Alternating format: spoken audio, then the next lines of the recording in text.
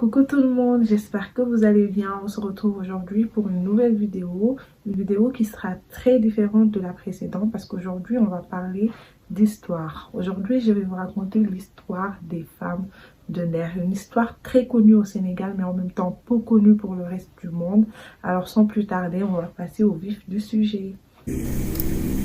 Léeboon lippoon amoon na fi daan na am su amee yéen a fekkee yaa wax ñu dégg benn bis la woon.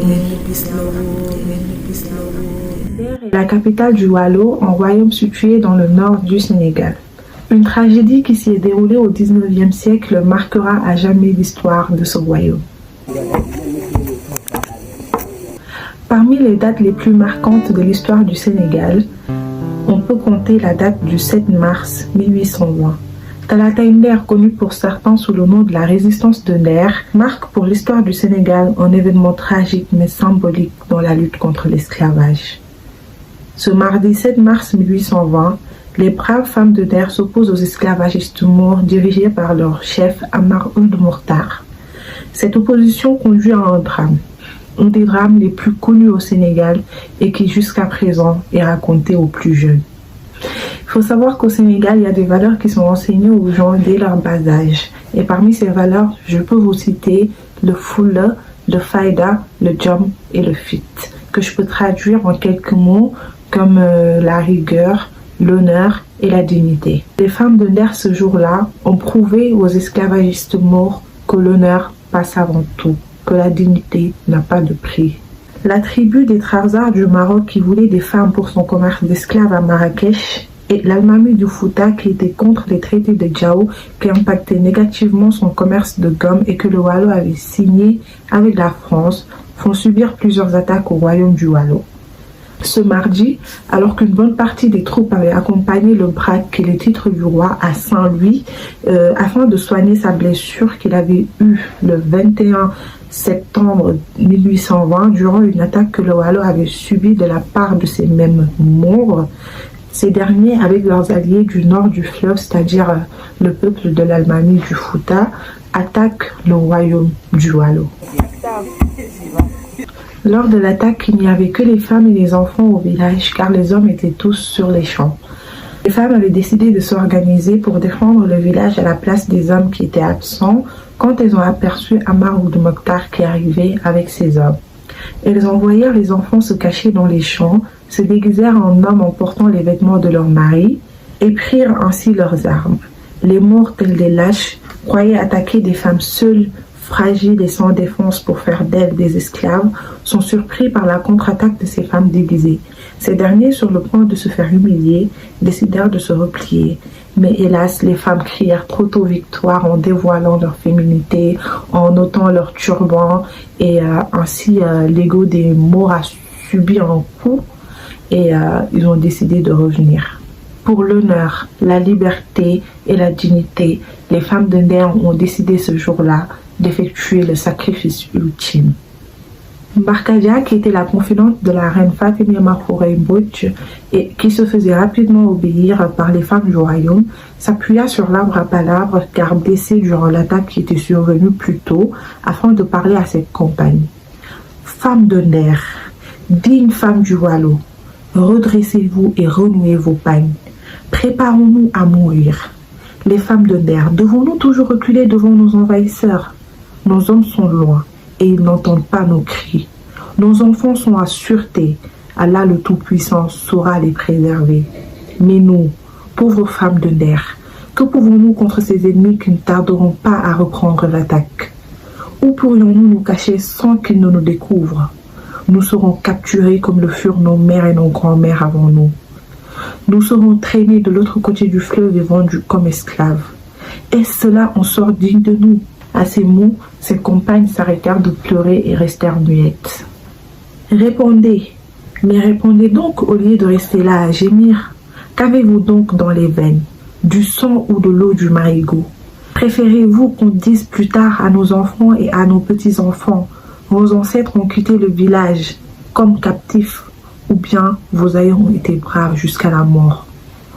À l'entente du mot mort, fusa une grande exclamation. Mais Barkadja, la mort? Tu es sérieuse? Oui, mes sœurs, nous devons mourir en femmes libres et non mourir en esclaves.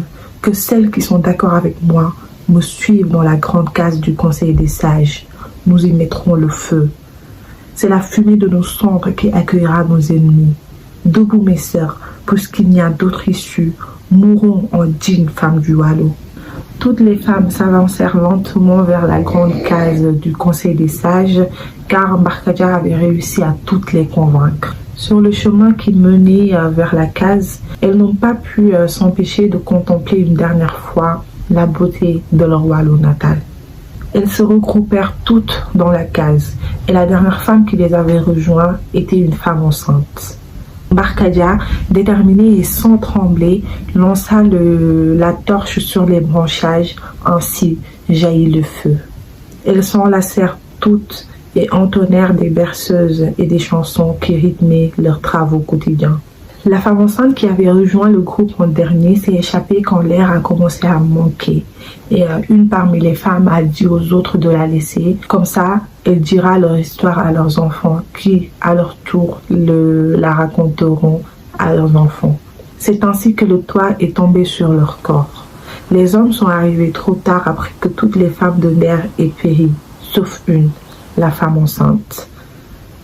La lingère Fatimia Makhourey Mbodj avait évacué ses deux filles, Natayal Mbodj et Ndiembod Mbodj, avant de se suicider avec sa confidente Barkadja et les autres femmes du village. Les deux princesses finiront par gouverner le Waalo et ainsi défendre ses intérêts. La date du 7 mars, qui est d'ailleurs la veille de la Journée internationale des droits de la femme, est célébrée au Sénégal pour rendre hommage à ces braves femmes qui n'ont pas reculé une seule seconde devant leurs ennemis qui avaient pour seul but de les réduire à l'esclavage. Cet événement est certes tragique et malheureux, mais la preuve concrète que la bravoure des femmes de Nder est inégalable.